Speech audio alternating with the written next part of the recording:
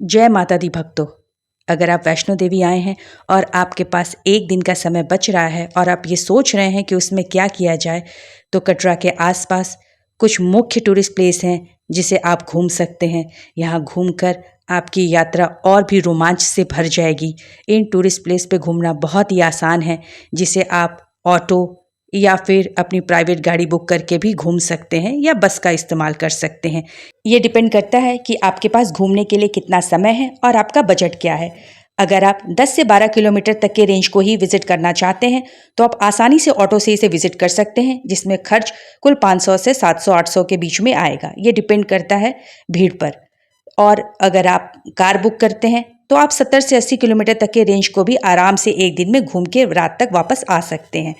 इन घूमने के tourist places को मैंने 2 भागों में डिवाइड किया है। पहला है कटरा से शिवखोड़ी रूट पर पड़ने वाले टूरिस्ट प्लेसेस और दूसरा है कटरा से कश्मीर रोड पर पड़ने वाले। तो पहले हम बात करेंगे कि कटरा से शिवखोड़ी मार्ग पर पड़ने वाले जो भी मेन टूरिस्ट प्लेसेस हैं उनके बारे में।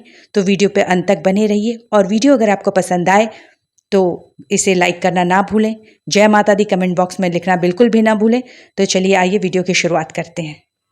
तो सबसे पहले हम बात करेंगे कटरा से शिवखोड़ी रूट पर पड़ने वाले फेमस टूरिस्ट प्लेसेस के बारे में।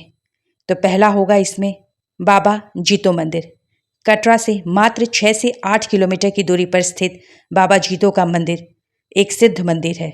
यहाँ पहुँचने में 15 से 20 मिनट तक का समय लगता है। चाहे आप ऑटो से आ सकते हैं या फिर आप कोई कैब या गाड़ी भी बुक कर सकते हैं। शांत और पवित्र वातावरण में बना बाबा जीतो का ये मंदिर भक्तों के लिए एक दर्शनीय स्थल के साथ आस्था का केंद्र भी है। लोगों का मानना है कि यहाँ पे मांगी गई मुराद ज़रूर पूरी होती है। इसके साथ ही यहाँ पे हर साल मेले का आयोजन भी होता है। इसके संदर्भ में कहानी ये है कि बाबा अपनी सिद्धियों और भक्ति के लिए जाने जाते थे। गांव में एक बार जब भीषण अकाल पड़ा और बारिश नहीं हो रही थी, लोग अनाज के लिए तरसने लगे। तब ग्रामीण लोग बाबा के पास पहुँचे और उनसे प्रार्थना की। तब बाबा जीतो ने 3 दिन की कठिन तपस्या की और उसके पश्चात उन्होंने माता को प्रसन्न किया।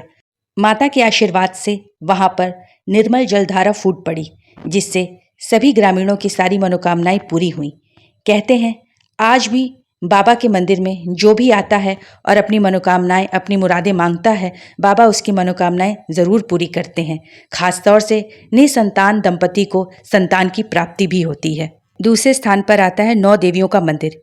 कटरा से 8 से 10 किलोमीटर की दूरी पर यह मंदिर स्थित है, जहां पहुंचने में 20 से 30 मिनट का समय लगता है।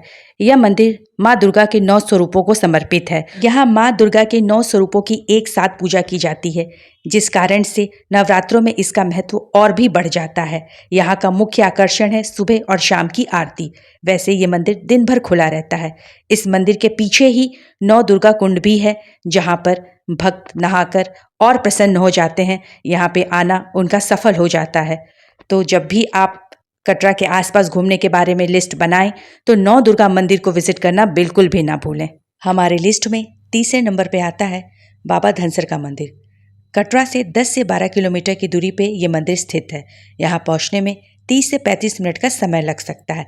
कटरा के पास होने की वजह से आप यहाँ ऑटो से भी आ सकते हैं। यह मंदिर बहुत ही खूबसूरत नदी और एक खूबसूरत ताल के किनारे स्थित है। ये खूबसूरत नदी इस जगह को और भी सुंदर बना देती है। बाबा धनसर का मंदिर भगवान शिव को और उनके भक्त बाबा धनसर को समर्पित है। हरी भरी वादियाँ और प्राकृतिक सुंदरता के बीच बना ये मंदिर पर्यटकों में बहुत ही प्रसिद्ध है।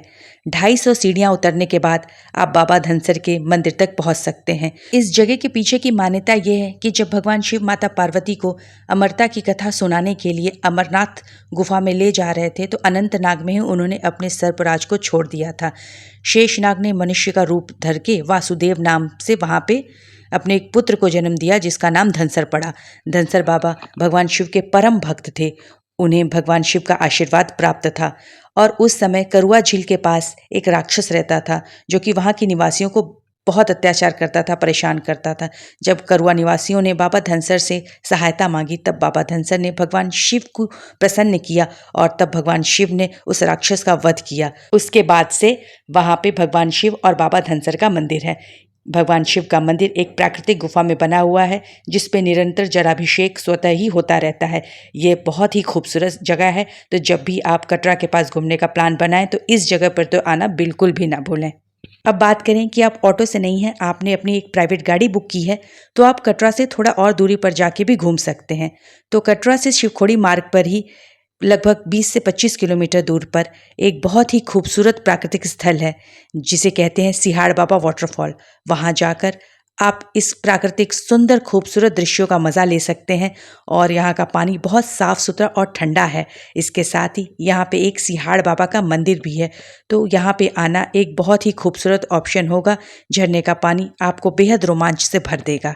अब आगे बढ़ते हैं यानी शिवखोड़ी की तरफ।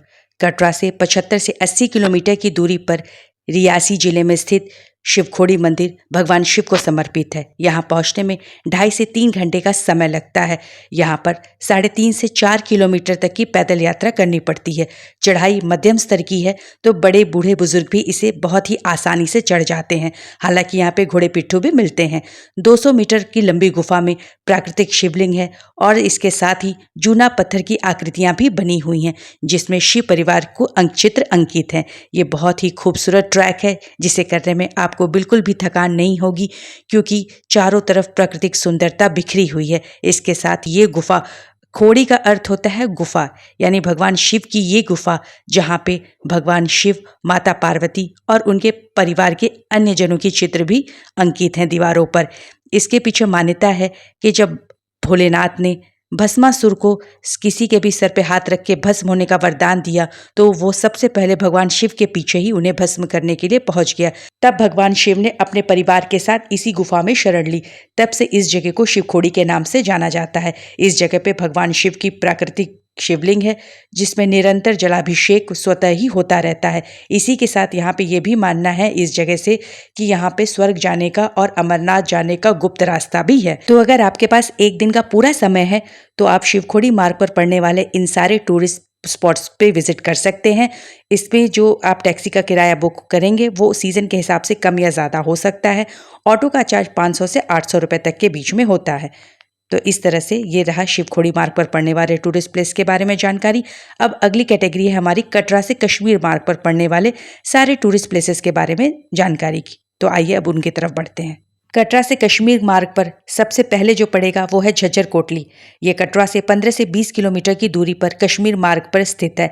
यहाँ पहुँचने में 30 से 40 मिनट का समय लग सकता है, लेकिन आपको बता दें कि यहाँ पे ऑटो से आना महंगा पड़ सकता है। इवन कश्मीर मार्ग पर पड़ने वाले सारे टूरिस्ट प्लेसेस को आप टैक्सी बुक करके ही विजिट करें तो ही अच्छा होगा। खूबसूरत पिकनिक स्थल है ये और यहाँ पे झज्जर नदी बहती है। यहाँ लोग स्नान करने का और प्राकृतिक सौंदर्य का मज़ा लेने आते हैं। हरा भरा शांत वातावरण और बहुत ही खूबसूरत जगह है ये। अब हम बात करेंगे कटरा से कश्मीर मार्ग पर पड़ने वाले फेमस हिल स्टेशन की, जो कि कटरा से बहुत ही पास है और टूरिस्ट में ये खासा प्रसिद्ध है, जिसका नाम है पटनी टॉप। पटनी टॉप कटरा से मात्र 80 से 85 किलोमीटर की दूरी पर स्थित है। यहाँ पे 2.5 से 3 घंटे में बहुत ही आसानी से पहुँचा जा सकता है, जिसे आप अपने प्राइवेट गाड़ियों से या फिर कटरा से यहाँ बस भी चलती है जो कि आपको सुबह लाएगी और शाम तक घुमा के वापस ले जाएगी। यहाँ का सबसे मुख्य आकर्षण है यहाँ की वादियाँ। इतना खूबसूरत नज़ारा कि आपको यहाँ से जाने का मन ही नहीं करेगा। इसके अलावा यहाँ ढेरों एक्टिविटीज़ होती हैं जो कि पर्यटकों के लिए बहुत ही मज़ेदार और रोमांच से भरी हुई होती हैं। इसके अलावा ये न्यू मैरिड कपल के लिए बहुत ही शानदार जगह है।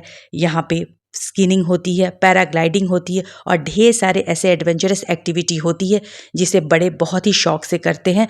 और न्यू मैरिड कपल के लिए तो जैसे मैंने बताया ये किसी जन्नत से कम नहीं है। लेकिन अगर आप फैमिली के साथ आएँ और आपके साथ छोटे बच्चे हैं तो भी निराश होने की कोई ज़रूरत नहीं है। पटनी टॉप में उनके लिए भी बहुत खूबसूरत स्थान बनाया गया है। वैसे तो यहाँ कई पार्क हैं, लेकिन बच्चों के लिए एक खास एडवेंचर पार्क बनाया गया है जहाँ पे आके वो ढेरों राइड्स के मज़े ले सकते हैं। अब बात करते हैं नत्था टॉप की, जो कि पटनी टॉप से भी 14 किलोमीटर और ऊंचाई पर स्थित है। यहाँ पर भी ढेर सारी एक्टिविटी होती है। आप यहाँ पे आर्चरी कर सकते हैं, शूटिंग कर सकते हैं। इसके अलावा वूलन कपड़ों की खरीदारी कर सकते हैं। नत्था टॉप आने का असली मज़ा तो सर्दियों में ही है, क्योंकि सर्दियों में यहाँ पटनी टॉप से भी ज़्यादा बर्फ़ पड़ती है, क्योंकि ये पटनी टॉप से 14 किलोमीटर की ऊँचाई पर है। तो यहाँ पर आपको स्नो की ढेर सारी एक्टिविटी करने को मिल जाएगी और यहाँ पे काफ़ी लोग सर्दियों में आना पसंद करते हैं। उम्मीद है मेरे द्वारा बताई गई ये जानकारी आपको पसंद आई होगी। अगर आपको पसंद आई हो तो वीडियो को लाइक करना ना भूलें और इसी हिसाब से अपनी प्लानिंग करें जो कि आपके बजट में भी होगी और घूमने का पूरा मज़ा भी आएगा। इसी के साथ वीडियो को यहीं एंड करते हुए आप सबसे विदा लेते हुए बहुत बहुत धन्यवाद।